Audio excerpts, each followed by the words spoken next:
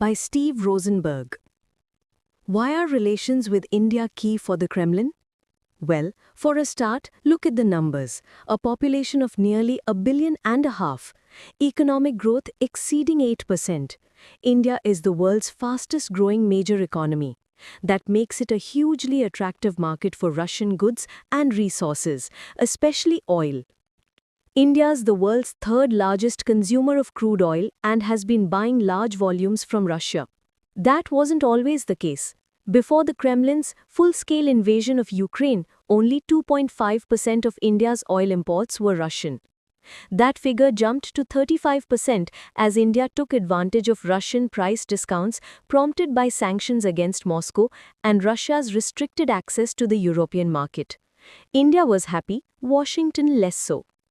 In October, the Trump administration slapped an additional 25% tariff on Indian goods, arguing that by purchasing oil from Russia, India was helping to fund the Kremlin's war chest. Orders from India for Russian oil have since dropped. President Putin will be keen for India to keep buying. For Moscow, weapon sales to India are another priority and have been since Soviet times. Ahead of Putin's visit, there were reports that India plans to purchase state-of-the-art Russian fighter jets and air defense systems.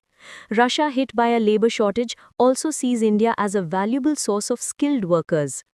But there's geopolitics at play too. The Kremlin enjoys demonstrating that Western efforts to isolate it over the war in Ukraine have failed. Flying to India and meeting Prime Minister Modi is one way of doing that. So is traveling to China and holding talks with Xi Jinping, as Putin did 3 months ago. He met Modi on the same trip.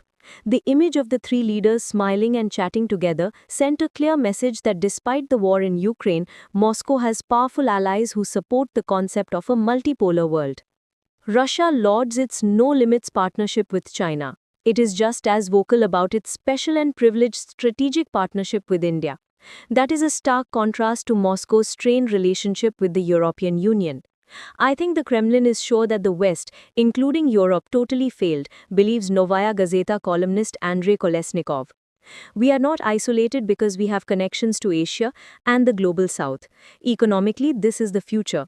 In that sense, Russia returned as the main actor in these parts of the globe, like the Soviet Union. But even the Soviet Union had special channels and connections to the US, West Germany and France. It had a multi-vector policy. But now we are totally isolated from Europe. This is an unprecedented. Our philosophers always said that Russia was a part of Europe. Now we are not. This is a big failure and a big loss.